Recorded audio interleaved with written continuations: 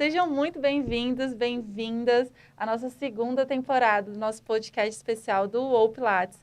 Hoje a gente está começando a nossa campanha do Outubro Rosa.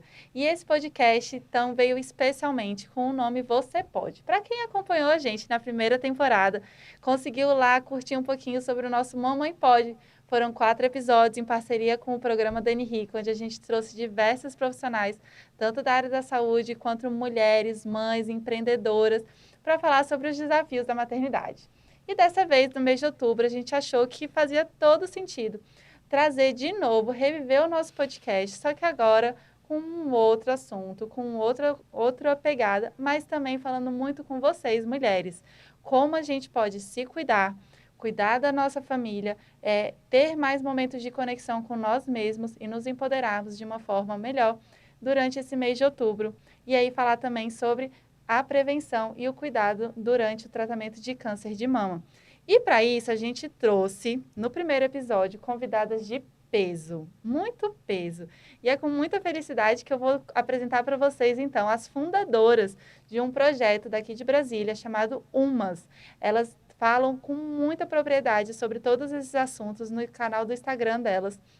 E hoje elas são as nossas convidadas para abrir com chave de ouro o primeiro episódio da nossa segunda temporada, o Você Pode. E aí eu vou chamar então a Fernanda para se apresentar e contar para a gente um pouquinho da sua história e da história do UMAS, como que ele nasceu, ela na verdade, né? Como que a UMAS nasceu e qual é o objetivo da UMAS? Oi, Bruna. É um prazer estar aqui com vocês. Eu sou Fernanda, sou baiana e sou oncologista. Nós trabalhamos, né, com câncer de mama e cânceres femininos, né? Câncer de mama e tumores ginecológicos. E o UMAS nasceu de uma ideia, foi em 2020, né? A gente tinha aquela ideia de entrar na rede social. Então, todo mundo, né, entendia que os pacientes procuravam a gente na rede social. E aí, um bate-papo de amigas mesmo. Eu já tinha pensado, né, no projeto da gente trazer informação de qualidade para as nossas pacientes, para as nossas mulheres e para toda a família também dos pacientes. E a gente falava tanto de câncer, para falar de câncer, como de prevenção. E também trazendo um pouco de lúdico, né? E o lúdico também com a bandeira, né, das mulheres. Então, trazer uma dica de podcast, trazer uma dica de uma escritora, falar um pouco, né, de mulheres que fizeram história. Então, a gente tem também esse traço, né, de trazer informação para nossas mulheres e trazer as mulheres no nosso projeto. Legal. Então, o nosso projeto são 15 mulheres, Legal. 15 médicas, e a gente tem a maioria, são várias áreas, né? A gente tem mastologista, a Flavinha é mastologista, ela vai falar um pouquinho. A gente tem mastologista, radioterapeuta, ginecologista, endócrino, geneticista. Esqueço alguém? Geneticista. Cirurgiã oncológica, né? Cirurgiã oncológica. E, assim, é muito legal, assim, a gente tem uma troca muito grande com os pacientes. Agora, em outubro, a gente vai ter a entrada de 5 pacientes. Legal. Que a gente quer muito ouvir o que as pacientes querem falar. Então, vai ser um quadro que chama Nossa Voz. Legal. São pacientes que já participavam muito do nosso projeto e vão estar juntas da gente no UMAS. Que maravilha! Muito bom recebê-la aqui, Fernanda. Obrigada. E tudo que a gente vai fazer, que eu vou contar daqui a pouco, tudo que vai rolar no mês de outubro, aí no Outubro Rosa, junto com a UMAS, a gente vai ter várias coisas acontecendo. E queria ouvir da Flávia um pouquinho da sua história, como que foi essa entrada da UMAS com você também, junto com a Fernanda. Conta pra gente. Bom, eu falo que Brasília é terra de ninguém, mas é terra de todo mundo, né? Fernanda baiana, eu sou goiana. Não somos nascidas na cidade, mas, obviamente, uma cidade que nos recebeu muito bem. Acho que o que a Fernanda traz sobre o UMAS é muito isso, assim, uma ideia que surgiu, e a gente estava conversando, né, antes da pandemia, e que veio muito casar com a ideia da pandemia. Buscar informação, então ter um acesso fácil da população, principalmente as mulheres e os acompanhantes, e ter a informação de qualidade, né? Assim, sou suspeita, sou extremamente fã do projeto. Essa aqui é a nossa fundadora mor, e ela tem todo... É um filho dela, né? Assim, literalmente mas é um filho. E que a gente trata com muito carinho e respeito, né? A gente tem parceiros, a gente escuta os pacientes. É legal, às vezes, o paciente procurar a gente no consultório. Ah, eu vim porque você é do UMAS, assim, a gente, né? É até legal esse tipo de recebimento. Mas é isso, assim, é um projeto que tenta abranger não só a informação relacionada à doença, mas principalmente a prevenção. Acho que isso que é o mais importante. Legal. Empoderar as pacientes, né? E as pessoas com informação. Ótimo. Então, a gente vê tanta... de fato, a gente precisa disseminar informação, né? De vacina, de estilo de vida, de atividade física. E como é frequente ainda a falta de informação. Então, é muito importante. Muito legal. E o que é legal, assim, elas veem a gente vivenciando o que a gente fala, né? Então, às vezes aparece alguém na atividade física, alguém fazendo meditação, um falando de um livro que está lendo. Então, assim, trazer também o paciente para que o médico também seja um exemplo de atitude, né? Não adianta a gente pedir no consultório para você fazer alguma coisa e a gente não ser exemplo. E ali a gente tenta trazer também o nosso dia a dia, mostrando que o que a gente fala, a gente faz também. Legal. Eu acho que isso é bem interessante, porque eu acho que não tem uma forma melhor de educar ou do que você ser exemplo. Concordo. Então... É igual educar filho, né? Igual educar filho. A gente só consegue que ele compreenda o que é importante através do nosso exemplo. Perfeito. E tem um estudo que eu achei muito interessante, que é falando que os pacientes são muito retrato dos médicos que acompanham. Legal. Então, médicos que se exercitam, seus pacientes tendem a se exercitar.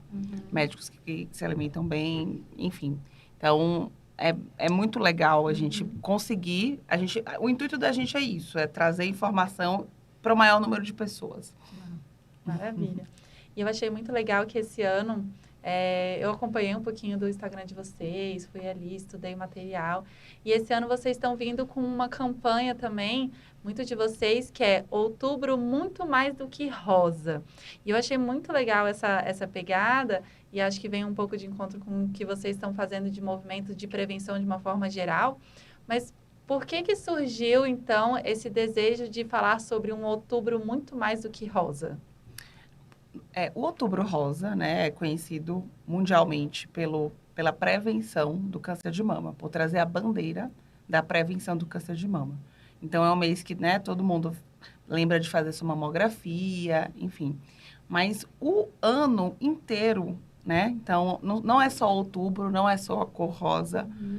Durante o ano inteiro, a gente deveria nos olhar para cada um de nós, né? Ver se a gente, de fato, né? A gente está trabalhando com propósito, a gente está fazendo aquilo que a gente gosta, a gente está se exercitando, a gente olha para a nossa alimentação com carinho e, né, entende porquê daquilo.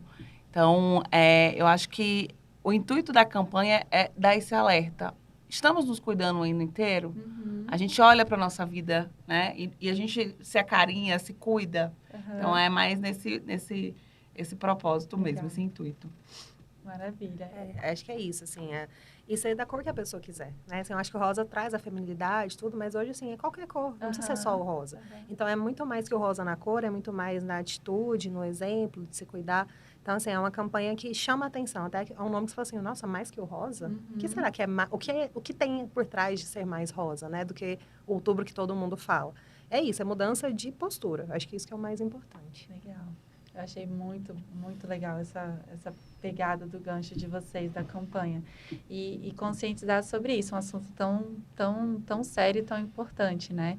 Então, estudando e vendo alguns artigos aí sobre isso, o câncer é a segunda maior causa de morte hoje. No Brasil, é a segunda maior doença que afeta a população. E as pessoas estarem atentas a isso, conhecer o seu próprio corpo. Vocês falam muito sobre isso no canal de vocês. Então, você se conhecer seu corpo. Quais são os sinais de que talvez pode ter um alerta ali, de eu procurar um médico, de eu estar conversando, de eu estar acompanhando. E entender esse cuidado durante o ano todo. Porque tem o outubro amarelo, tem setembro amarelo, aí daqui a pouco vem o novembro azul, mas acho que a campanha ela é legal porque ela conscientiza as pessoas, e faz com que várias ações aconteçam ao mesmo tempo, né? Mas qual é o impacto hoje de vocês de um outubro rosa? Qual foi a mudança que aconteceu a partir do surgimento de uma campanha como essa dentro da prevenção do câncer de mama? Eu acho que tem um impacto enorme. Então, acho que a maioria, né, das pessoas sabem o que é Outubro Rosa. Então, acho que foi chamar a atenção para uma causa. A gente, câncer de mama tem rastreio, que é a mamografia. Então, a mamografia está indicada para pacientes acima de 40 anos, para todas as mulheres acima de 40 anos. Em alguns casos, a gente pode falar depois, né? A gente pode fazer o exame antes. Mas para todas as mulheres, a gente deve fazer mamografia aos 40 anos.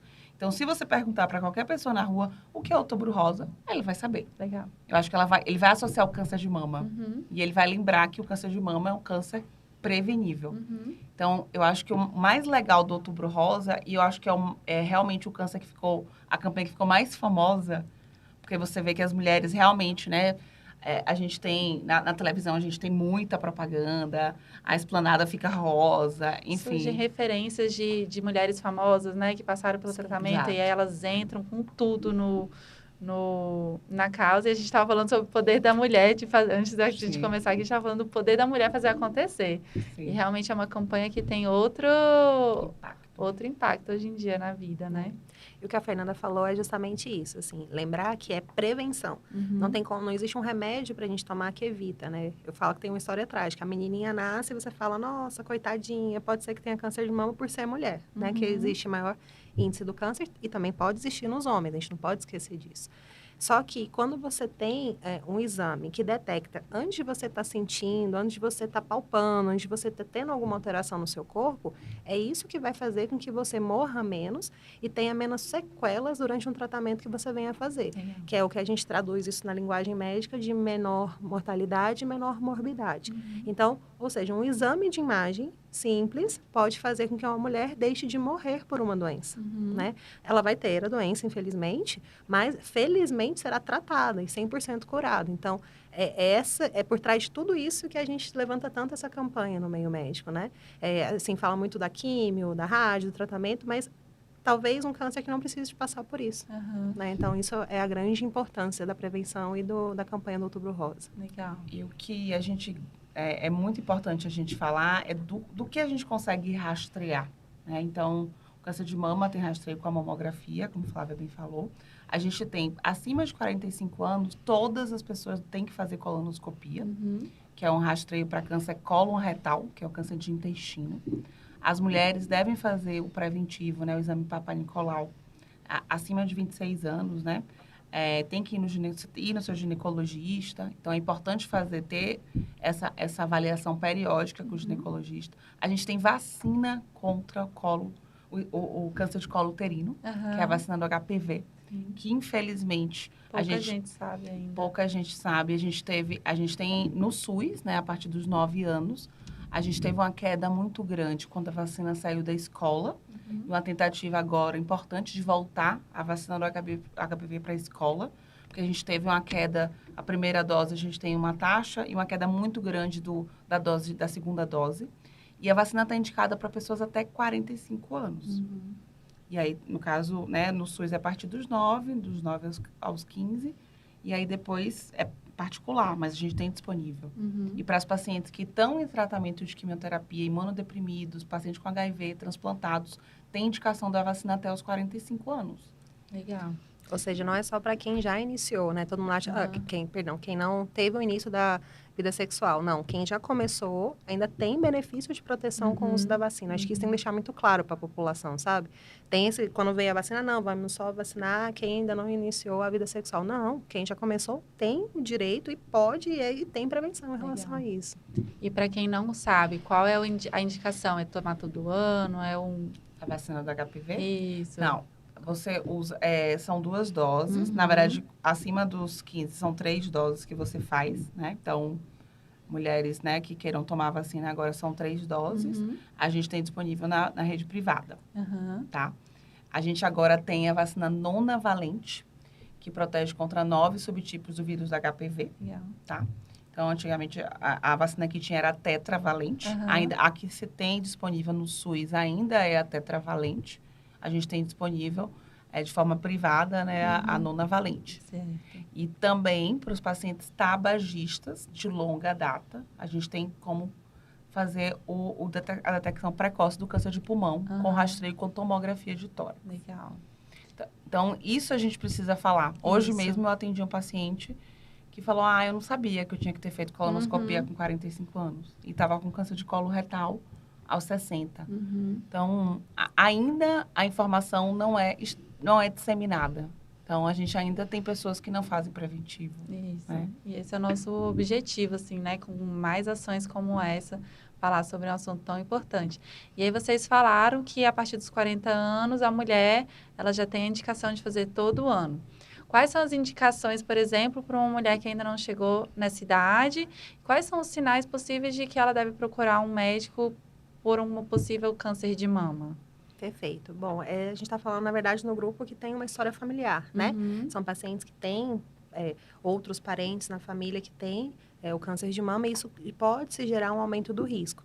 Quem que realmente tem? Quem tem o teste genético positivo para genes que têm alteração que vão desenvolver. Porque existem alguns genes que hoje veem alguma alteração nos exames e que não vai ser desenvolvida uma doença inicialmente. Então, os pacientes que têm teste genético positivo ou uma história familiar muito importante sem a testagem, a gente sabe, né, que nem todo mundo tem o acesso a fazer o teste, são pacientes que a partir dos 35 anos a gente pode começar o rastreamento. Idealmente com ressonância. Então, a ressonância de mama com contraste é um dos exames que, nas pacientes mais jovens, a gente consegue ver o parênquima com maior profundidade. Tem que lembrar que tem que ser com contraste, não precisa ter medo desse contraste, é um contraste com boa segurança, todo mundo tem receio dos contrastes, né? E que realmente foi o grupo que teve o benefício. Então, pacientes de alto risco, com o uso da ressonância a partir dos 35, é indicado.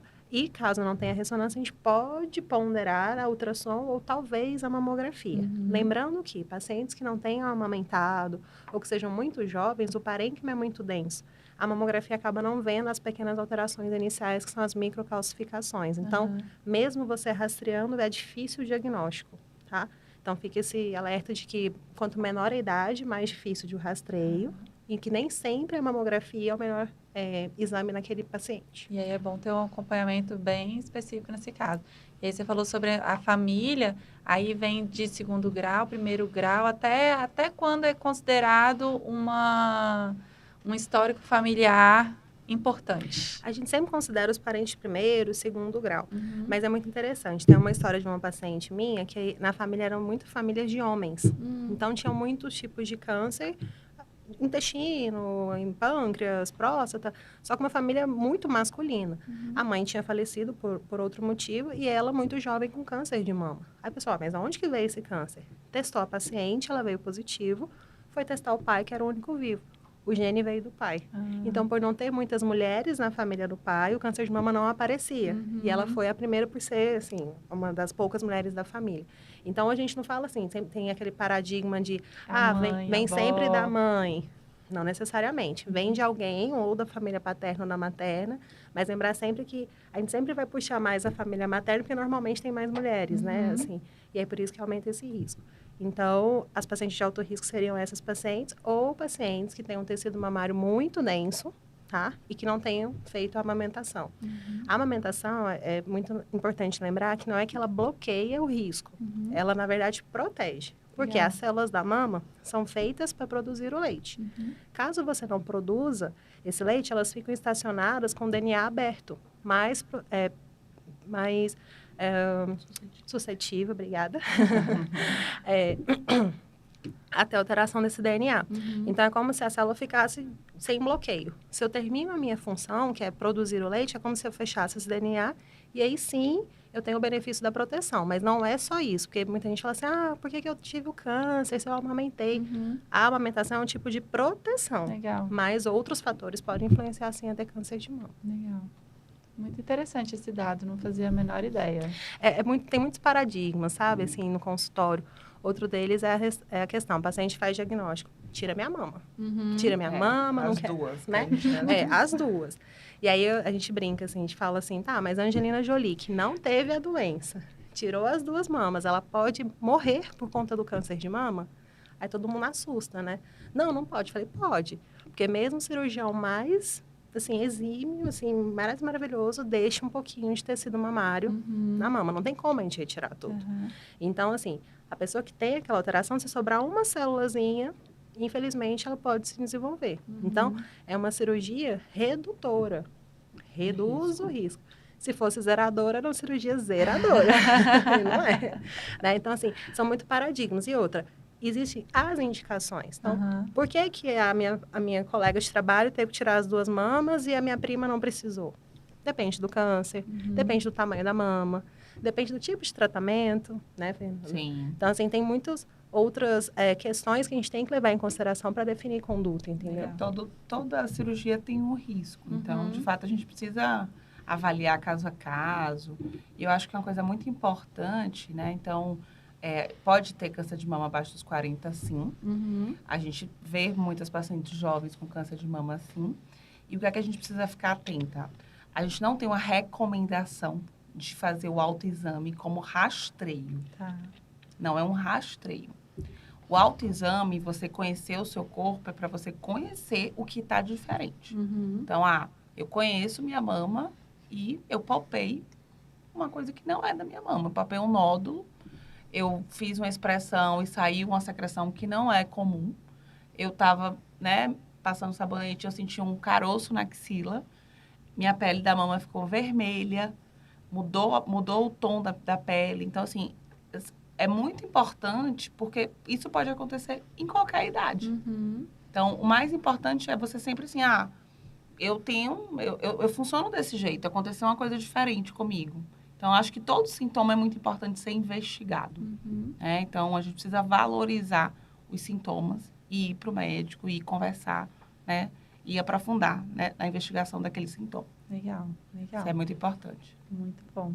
O autoexame, ele sempre foi usado como uma das principais ferramentas. Ele ainda é uma forte ferramenta de prevenção para você se conhecer, ou como que é essa questão do autoexame hoje? O autoexame, ele, como eu falei, ele não é considerado um exame de rastreio. Então, a gente não indica você fazer autoexame e, por exemplo, eu faço autoexame e não vou fazer minha mamografia. Não. O autoexame só é interessante para você conhecer o seu corpo, identificar alguma alteração e procurar o médico se for necessário. Legal. Então, é nesse sentido. Não tem que ter uma disseminação assim, eu faço autoexame e não estou fazendo nenhum exame, de forma alguma. E uma coisa muito interessante, né? Quando a gente fala, me palpei e achei algo diferente. Na verdade, você já não está rastreando, você está investigando. Então, de novo, a prevenção, que a gente bate o martelo em rastreamento, é lesões impalpáveis, tanto para o paciente quanto para o médico. Você pode ir no melhor mastologista, no melhor oncologista, ele não vai palpar. Porque são lesões muito pequenas e muito iniciais, ou às vezes nem formaram nódulos, né? Quando você palpa uma alteração, a gente já está num nível que está investigando. Então, a gente já passou a barreira da prevenção. Pode não ser nada, mas você já viu que tem alguma alteração no seu corpo. Né?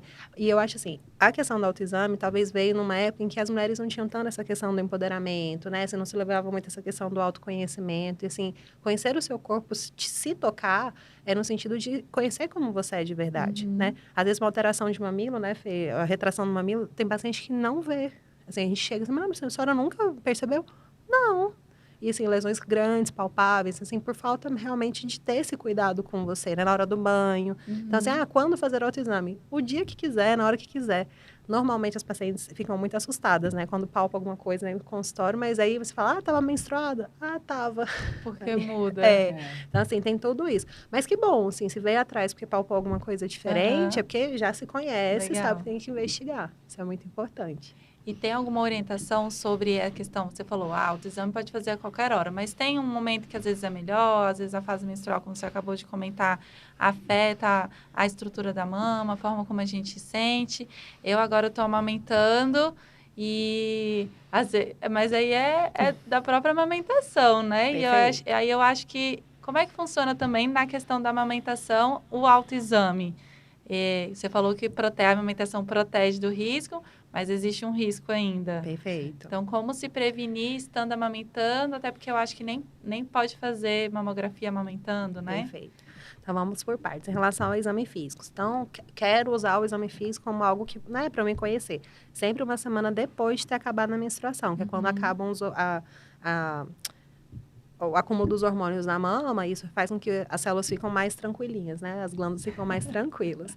Em relação à amamentação, realmente tem uma chance de ter câncer de mama relacionados. Normalmente são hormônios dependentes, mas podem existir casos que a paciente não tenha esses tipos tumorais, mas é muito mais difícil. Por quê? Porque a mama está toda alterada, né?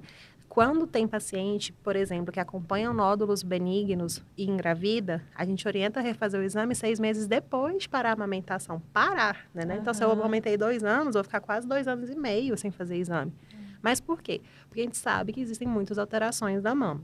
Então, assim, infelizmente, paciente que está amamentando e acontece de crescer o câncer de mama, são pacientes em que a gente realmente faz diagnóstico com um câncer um pouquinho maior. Porque sempre vai ficar aquela dúvida, não é da gestação, é da amamentação. Esse é o mais difícil, assim, de todos, né, Fê? É o câncer mais difícil de diagnosticar no período da amamentação ou da gestação. Mas, de novo, mesmo assim, um câncer curável, tá? Eu tenho vários casos de pacientes que tiveram seus bebês, fizeram tratamento, estão ótimas. Então, assim, não vamos também, né, trazer a parte triste da história sem dar aquela luz no caminho de que é tratável, tá? Então, se alguém faz diagnóstico, pode procurar aqui. Tem jeito, tem solução. E esse assunto da mastectomia, até do caso da Angelina Jolie, acho que deve ter rolado uns, né? Remexeu aí muita coisa na época. Muito. E aí, eu tenho amigas que que fizeram o teste genético, que deu positivo, e aí ficou-se muita gente, eu lembro da gente conversando e tudo mais, falando assim, e agora? Tira, não tira? Porque Angelina Jolie, acho que foi o caso que mais deu rebuliço nessa história. Como que é realmente essa questão? Eu fiz o teste genético, deu positivo, mas eu posso ficar só ali acompanhando e às vezes eu não vou ter que fazer a mastectomia, né? Perfeito. A gente fala, é uma frase repetitiva de médica, cada caso é um caso, e é mesmo. Então, uma coisa é uma paciente que já tem seus filhos, né, não quer ter mais filhos, já está numa idade um pouco mais avançada e que faz um teste. Tem benefício da proteção? Tem, porque ela é redutora do risco, tá? Agora, sim, uma paciente de 15 anos, 20 anos que faz o teste é positivo. Passar por uma mastectomia, uma cirurgia que tem complicações, como a Fernanda lembrou. Uma cirurgia, entre aspas, mutiladora, porque eu falo para as pacientes, seu peito vai ficar lindo, mas você não vai sentir absolutamente nada, né? Então, você tem que pensar na feminilidade, se realmente a paciente vai... Porque tem gente que tem prazer no toque das mamas, e aí você vai tirar isso dela, né? Outra coisa, não vai amamentar. Vai fazer a translactação, que na cabeça dela pode ser que seja amamentação. Ok, mas ela não vai amamentar. Então, tem tudo isso, tem que ser ponderado. E outra, tem um teste genético. Eu vou ter o câncer? A gente não sabe. Você tem o maior risco de 80% ao longo da sua vida desenvolver a doença. Mas mesmo assim tem gente que não tem. Ou vai ter com 90 anos. Tem casos, né, Fê? E uma coisa legal, antigamente a gente só testava pacientes com mais de 40 anos, subtipo, né, diferentes. Hoje a gente testa todo mundo. Então, uma vozinha de 90 anos que descobriu um câncer, a gente está fazendo o teste. Com 90 anos, ela está descobrindo que ela tem o teste genético positivo. Então, ela ficou 90 anos da vida dela sem desenvolver a doença. Então, como é que vai ser os estudos agora para frente? Prever que, mesmo com o teste genético alterado, não vai ter a doença, vai postergar. Vai realmente... E é importante a gente lembrar que a maioria das pacientes não tem teste genético positivo. Perfeito. E outra coisa importante também. As pessoas, né? A gente só tem indicação de fazer o teste se a gente tem uma história familiar, né? Eu não tive câncer e quero fazer o teste genético. Não. Você não consegue. Não consegue. Na verdade, não tem indicação. Tá. A gente não tem ainda um estudo mostrando que, vou fazer o teste na população inteira e vou reduzir A gente não tem essa resposta. Então, isso é importante a gente dizer aqui. Legal. Então, depois a gente... Porque possivelmente vai cair na mesma pergunta. Tá, fiz o teste em todo mundo e todo mundo tem alteração genética. O que eu vou fazer? E agora? Então, eu acho que aí é importante. A maioria das pacientes não tem um teste positivo, que a gente chama de câncer de mama esporádico, né? Tinha que acontecer. E aí entram todas as outras questões que a gente sempre fala de estilo de vida. 30%, mais ou menos, dos fatores de risco são evitáveis. Legal. Tá? O que é evitável? Então, tabagismo, estilo de vida, alimentação. Então, a gente fala tanto disso, as vacinas, né? Então, porque realmente é muito importante. E a paciente que é obesa e está fazendo um tratamento, está curada do câncer de mama, mas está lá fazendo seu tratamento adjuvante com a que a gente chama de hormonioterapia. É um comprimido que a gente usa por 5 a 10 anos. Se ela está obesa, ela tem o maior risco de recidiva. Mesmo fazendo tratamento. Então, a gente sempre está falando sobre isso no consultório. Outra coisa do Outubro Muito Mais Que Rosa, a gente quer falar também com as nossas pacientes que têm um câncer de mama metastático. Então, existe o câncer de mama que a gente identifica inicialmente. Ela faz o tratamento, está só em acompanhamento. E a paciente que desenvolveu, né, tem um câncer de mama e desde o início essa doença está fora da mama, está em algum outro lugar. Atualmente, a gente tem muitos tratamentos para o câncer de mama metastático. A gente fala que virou uma doença crônica, como a hipertensão. Então, a gente vai organizando ao longo, né, da trajetória dessa paciente qual é o melhor tratamento. Então, a paciente fica anos com uma medicação, progrediu aquele tratamento, a gente passa para outra. E a gente continua falando de atividade física, de dieta. Eu não gosto mais nem de falar de dieta, de alimentação saudável, mudança de... Eu abominei esse termo porque dieta não é um bom termo, mas... É horrível. Muito restritivo, né? Não, e as pessoas associaram como uma coisa ruim, né? De tipo, eu vou ter que fazer um sofrimento fazer dieta. Exato. E fazer atividade física. Mas ainda não inventaram outro nome, mas alimentação saudável. Musculação. É musculação que é o sofrimento. Você fala musculação. As pessoas chegam a torcer o nariz, assim. Aí eu falo, não tem negociação. É 2 vezes na semana. E ponto. A dose. Mas o que é importante é que, assim, a gente precisa... As pacientes que estão em tratamento de câncer de mama metastático, elas vão melhor quando elas se exercitam. Elas têm menos fadiga, elas têm menos efeito colateral. Então, é muito importante. Então, a gente tem que falar na consulta, faz parte do tratamento. Então, a gente hoje tem inúmeras evidências também, né, para tratamentos que antes eram considerados alternativos, como yoga, meditação, acupuntura, a prática de atividade física, que, né, muita gente achava que não faz parte do tratamento. Não existe mais isso. Isso a gente precisa estar na nossa mesa de discussão com a paciente, porque faz parte do segmento dela. Legal. E o que é legal, né, Bruna? Assim, fazer com que o médico passe isso para o paciente, né? Antigamente tinha relações de que toma esse remédio e vai embora. Não, hoje o remédio não é só o remédio. A atividade física é mais do que um remédio. Isso, né? Vocês têm esse slogan que é fantástico, assim. E vindo de médicas, ele dá um respaldo muito maior. Porque se eu, educadora física, viro e falo isso, é propaganda. Mas quando vem de médico, gente, é total. O benefício da atividade física vai muito, muito além do só o físico, da estética, do corporal. Ele hoje tem muitos resultados positivos, saúde mental, saúde física, todos os...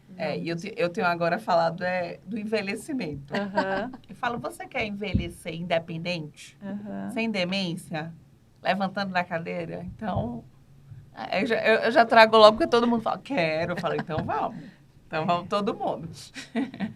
E é muito legal, porque daí agora nosso segundo episódio também é com 2 médicas do UMAS para falar sobre a atividade física é melhor do que remédio. Como que vocês tiveram da onde veio esse slogan? Qual foi a inspiração para trazer isso daí? Acho que foi uma brincadeira, né? Foi? Não foi. Na verdade, a gente ficou buscando o nome sobre atividade física. E aí, de fato, veio. A atividade física é melhor do que remédio. Porque a gente queria começar esses encontros de atividade física com filantropia. Eu acho que as meninas vão falar muito disso. Então, o intuito era, vamos se exercitar e a gente vai também doar o dinheiro que a gente arrecadar para uma filantropia, né, que ajude pacientes com câncer. Legal. Então, o intuito nasceu disso. E aí, ficou. A atividade física é melhor do que remédio. E é melhor. É melhor. E é melhor. O American College, todo ano eles divulgam as recomendações dele. E lá eles têm o slogan da American College, que o deles é exercício físico é remédio. Perfeito. Então, o slogan, o maior chamariz do American College, tem todas as recomendações de atividade física para diversos tipos de populações. eles usam lá, o exercício físico, ele é um remédio. Eu colocaria que é prescrição. Então, Ele deve ser prescrito, Perfeito. assim, ele é, se a gente pudesse ter a prescrição vinda do médico, então, porque o médico escreveu, né, gente? Vamos lá, o médico escreveu, a gente recebe diversos clientes que vêm por plano de saúde, lá no Pilates a gente acaba atendendo também muita prescrição, e vem lá a prescrição, prescreva o eu Pilates. sou bem prescritora. Gente, tem que ser, porque assim, ó, se eu falar, é uma coisa. Agora o médico escreveu, carimbou, é outra coisa. Mas aí eu vou voltar no que a gente estava falando mais cedo, assim. A gente pode prescrever, mas se a gente não mostrar que a gente também faz, Isso. não adianta, né? Eu acho que talvez essa a grande diferença, né? É importante. É a prescrição com o exemplo. E se as pacientes soubessem que isso é algo de prevenção, que ajuda no tratamento e ajuda também nas pacientes metastáticas, assim, qualquer paciente, tendo doença, não tendo doença, tratando ou não tratando, é um benefício inigualável. Eu falo que algumas pacientes, o depoimento delas, assim, doutora, virei minha chave. Agora eu faço a minha atividade, né? Minha atividade, a minha alimentação, a minha meditação, cuidado. é o meu cuidado. E assim, como é legal ver essas mulheres se transformando e olhando para si mesma. Obviamente não é uma situação de alegria, é uma situação, né, assim, que são dias difíceis pela frente, mas como é bom a gente vê ela mudando o hábito de vida e assim, como ela tem benefício com ela mesma. Ela se ama mais, ela se vê mais bonita, ela fica com mais saúde. Recuperação de pós-operatório, que é um pouco... É outra paciente. O paciente, às vezes, fica meses... tá com dor. Tem umas que em 10 dias fala assim, não é possível, que você operou e... Porque se cuidava antes. Perfeito. Mas... E pode mudar, só te cortando, pode mudar na hora do diagnóstico. Assim, é agora que eu fiz diagnóstico, não tenho o que fazer. Não, é a hora que você tem que mudar. Entendeu? Legal. Talvez é o puxãozinho de orelha que faltava para mudar. Mas a gente vê muito essa mudança na prática, assim, das pacientes. Eu acho que qualquer diagnóstico, qualquer situação que ele coloque, né, nesse lugar de fragilidade, de incerteza, de vulnerabilidade, te transforma. Então, a gente vê transformações enormes nas nossas pacientes. Então, elas verdadeiramente ouvem, elas pensam naquilo, e eu acho isso muito legal. Hoje eu estava passando no corredor e uma paciente me catou e fez: doutora, eu precisava te mostrar que eu emagreci 8 quilos. Que legal. É muito legal. E eu tô fazendo pilates, tô fazendo isso. Eu falei, que bom, tô super feliz. Que bom. E é isso. Então, eu acho que o momento ali é muito difícil, né? A gente nunca vai saber, né? A gente não tá na pele da pessoa. Então, são transformações que acontecem profundas, né? E, ao mesmo tempo, eu acho que, assim, se a gente não olha pra gente, ninguém vai olhar. Exatamente. Ninguém cuida da gente melhor do que a gente mesmo. Exatamente. Então... E nós, mulheres, somos tão boas em cuidar dos outros, por Exato. que às vezes a gente não cuida da gente Exatamente. mesmo, né? Tem tanta coisa para cuidar, tantas tarefas, mas esse momento é legal. E eu achei muito bom que você falar de mesmo assim, eu tive o diagnóstico, então agora já era. Ou então, às vezes, um idoso que às vezes chega assim, mas já tem 80 anos, já passou. Não, nunca é tarde, né? Porque os efeitos, eles vão ser benéficos. Tem muitos estudos que mostram que a atividade física ela é boa para prevenir, mas ela também é muito boa para ajudar no tratamento e na recuperação. Perfeito. Né? Com certeza. E o que vocês costumam sugerir mais, assim, para as pacientes de vocês? Então, por exemplo, se a gente tiver alguém nos ouvindo aqui agora, que acabou de receber um diagnóstico de câncer de mama ou outro diagnóstico de câncer, o que se mostra melhor, mais efetivo para essas mulheres, para esses pacientes, que vocês costumam passar para os pacientes de vocês? Você está falando da prevenção, né? Isso. Do cuidado também ali da... Entendi. Eu sempre converso sobre isso, tudo que a gente falou. Então, minha consulta, a gente sempre tem um momento, né, do estilo de vida, que eu falo de alimentação e eu explico um pouco, né, da alimentação, dos alimentos. A gente sabe o que é alimentação saudável, né? Os alimentos mais in natura, enfim, a gente conhece. Descascar mais, né, e evitar abrir embalagem. Isso. Eu acho que o pessoal da nutrição já tem conseguido desmistificar um pouco e falar assim, tá numa embalagem? É menos saudável. Tá Exato. natural? Você tá cozinhando, você tá preparando? É mais saudável. Esse caminho, eu acho que facilitou até o entendimento das pessoas sobre o que é saudável e o que não é. Muito. Falo de exercício físico, né? E aí eu falo muito também da questão do exercício resistido. Que a gente deve colocar, né? Precisa ganhar massa magra.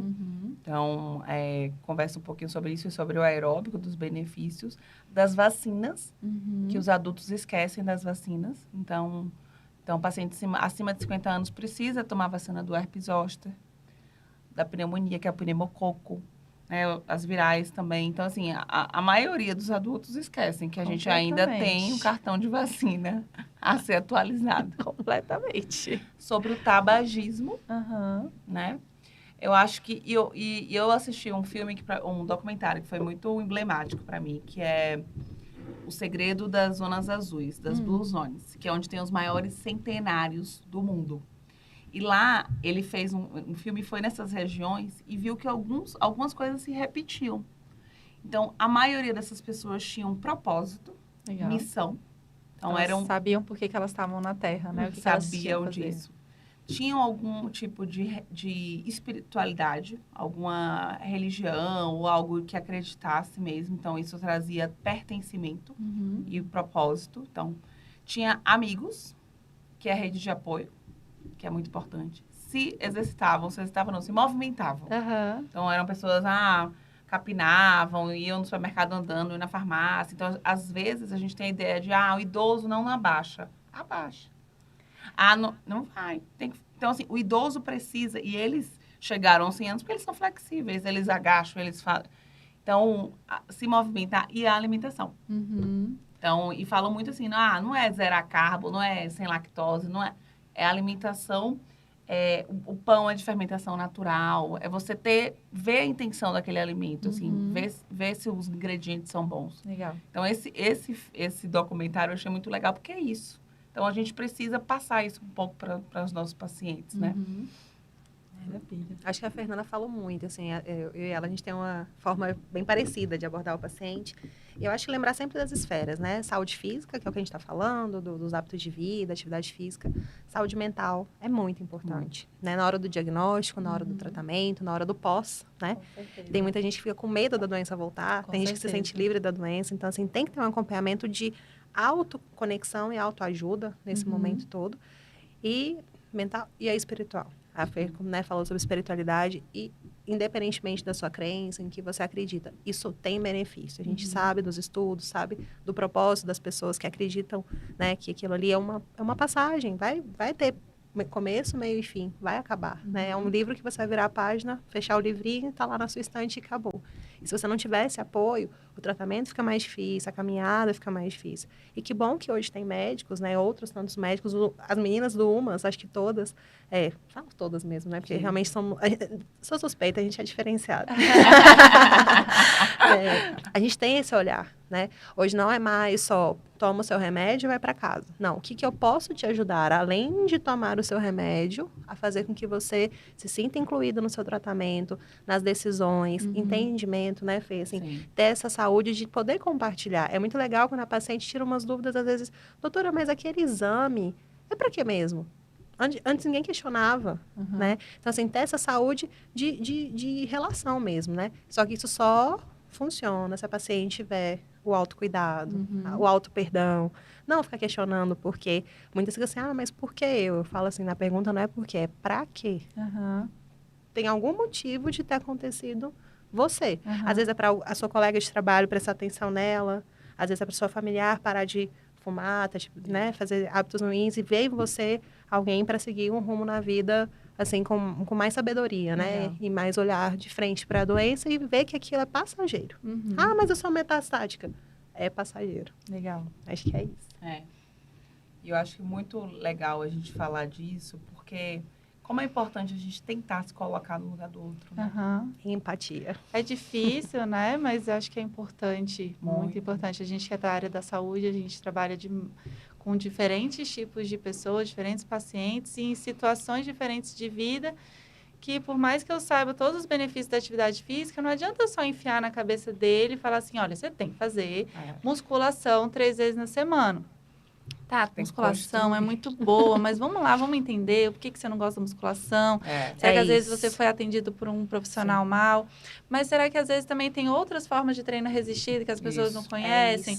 Como próprio Pilates é um treino resistido, funcional é um treino resistido. Qualquer coisa que tenha um aumento de carga corporal é uma forma de treino resistido.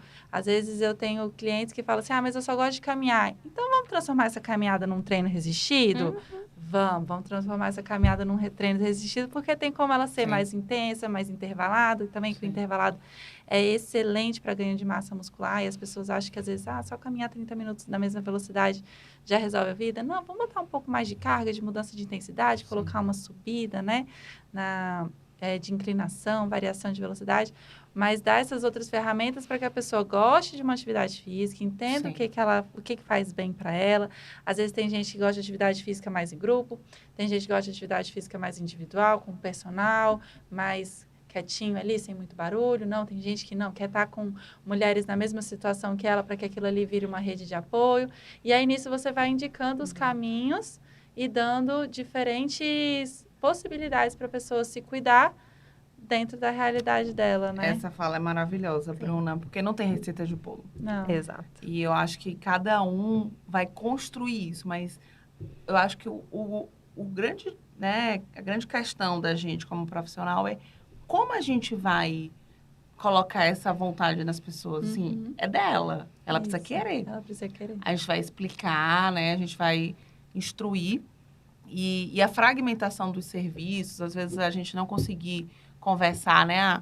Minha paciente está fazendo um pilates em tal lugar, mas eu queria que ela pegasse mais um peso. Enfim, eu acho que a falta de comunicação também é um grande desafio. Muito. Que eu acho que são coisas que a gente tem que pensar para o futuro, né? A gente que pensa, né, nesse cuidado tão integral da paciente, né? Abraçar a nossa paciente e trazer saúde para ela. Isso. Só que a gente precisa, de fato, ela precisa ir. Isso. A gente está ali para fomentar, explicar, fazer essas alternativas. Mas é um grande desafio. É um grande desafio. Mas eu entendo que as pacientes da gente, realmente, elas mudam muito depois do diagnóstico. Elas se abrem para isso. Que bom. E eu acho que todo mundo, Então, toda paciente tem uma coisa que vai gostar mais. Então, você gosta de jardinagem, vai fazer mais jardinagem. Então, tem como a gente colocar, né, essa vida durante os dias dos pacientes, né? Instruir mesmo. Ótimo. Não, esse relacionamento entre as diferentes áreas da saúde, para mim, é fundamental. Porque é exatamente isso. Às vezes, a gente recebe uma prescrição do médico, não pode agachar. Gente, eu odeio essa prescrição. É horrível, né? Porque o idoso, ele agacha para ir no tem banheiro. Exato. Ele agacha para sentar no sofá e assistir o seriado favorito dele, entendeu? Então, por que diacho você me manda não agachar? É terrível. Será que dá pra gente conversar? Sim. Vamos fazer um relacionamento? Então, assim, a Exato. gente busca muito no UOL fazer esse relacionamento entre todas as áreas, fisioterapia, medicina, educação física, e fazer um acompanhamento realmente que a gente vá cuidar das pessoas, né? Acho que todo mundo que trabalha na área da saúde ama cuidar de pessoas. Acho que é o propósito maior, né? É o que faz a gente acordar da cama, é cuidar de pessoas. Então, vamos cuidar em conjunto, com todas as áreas se comunicando. Eu acho que esse é o caminho do futuro, e cada vez mais a gente tem visto isso na medicina, na educação física, na fisioterapia, em várias áreas, na psicologia. Então, esse casamento, ele surge muito. E é muito legal também ver pacientes em tratamento de câncer de mama buscando essa atividade física como remédio, porque isso não acontecia muito antigamente, né? Não. A pessoa, ela ficava muito no leito, ela ficava ali muito poupando energia. Então, essa mudança, ela é recente, né? Mas eu acho que tinha muito tabu, né? De tipo, eu vou fazer um tratamento que vai me debilitar. E eu tenho que ficar descansando, eu tenho que... Então, assim, eu acho que tinha... Acho que agora a gente tem muita evidência mostrando justamente o contrário, né? Então, assim, se o paciente está fazendo um tratamento, a atividade física vai apoiar, vai diminuir sintoma, né? Então, a gente, na verdade, estimula essa prática. Eu acho que agora a gente tem publicações suficientes para a gente ter muita segurança de indicar. Inclusive, eu acho que é uma queixa muito comum. eu fiz esvaziamento axilar, eu não posso pegar peso, Uhum. não posso pegar carga. Não sei quem falou isso. Que ótimo. E é uma disseminação, né, Aham. dessa informação. E a paciente chega para você, eu não posso, eu falo, quem foi que falou? Então, assim, a gente precisa instruir. Ótimo. Só que, de fato, talvez os próprios profissionais Precisam se falar. não estejam preparados Uhum. para, né, apoiar essas pacientes. Então, às vezes, o próprio educador físico que a paciente chega lá, eu tive câncer de mama e eu fiz a cirurgia de Uhum. esvaziamento e eu não posso pegar peso. Aí ele, Ela, fala, aí ele exato. fala, tá bom. Então tá. Então, eu acho que é isso. A gente precisa conversar mais, a gente precisa interagir. Acho que é informação, que é o Isso. caminho. Vocês fazem super bem no canal de vocês, gente. Fiquei impressionada. Obrigada. E a gente está chegando ao final, então, do nosso podcast. Eu adorei as informações, algumas coisas que realmente não são tão acessíveis assim, principalmente se você nunca teve um caso de câncer na família e tudo mais. São informações que não são tão facilmente divulgadas. Mas eu acho que o canal de vocês cumpre muito bem esse propósito. Hoje eu adorei conhecer vocês. E a gente está aqui no começo do Outubro Rosa, dessa campanha grande que a gente está fazendo em parceria com vocês. A gente vai fazer o nosso aulão beneficente, que é atividade física, é muito mais cuidado, né? Isso. É muito mais do que cuidado, então é muito mais do que remédio, é muito mais do que só atividade física, é um cuidado que tem que acontecer o tempo todo. Sim. E a gente vem para uma grande ação que o UOL está fazendo esse mês de outubro, que é oferecer pilates grátis para mulheres em tratamento de câncer de mama durante 3 meses, até o final de dezembro. Então, elas vão ter acesso a essa campanha. E aí, por isso que a gente está fazendo todo esse movimento junto com a UMAS, junto com empresas parceiras que estão apoiando a gente aí. Temos a MFVA Advogados, a Levens e a Nina apoiando a gente para oferecer mais acesso para essas mulheres. E hoje a gente está muito feliz com essa ação que a gente está lançando agora nesse mês de outubro. E teremos pílulas de atividade física no nosso Instagram, compartilhado, para que também seja aquele momento de autocuidado que a mulher pode fazer no hospital, em casa, em qualquer lugar que ela estiver, às vezes até num parque, ela vai lá no sol e ela vem lá com uma pílula de autocuidado com a gente, fechando esse bolo da nossa ação do outubro muito mais do que rosa. Eu adorei esse lema de vocês. E aí eu queria que, para encerrar, cada uma de vocês falasse com as nossas telespectadoras aí, com as pessoas que estão assistindo, com as pacientes de vocês, para falar sobre a importância do autocuidado e delas também, mulheres hoje, terem um papel mais de também serem promotoras desse autocuidado.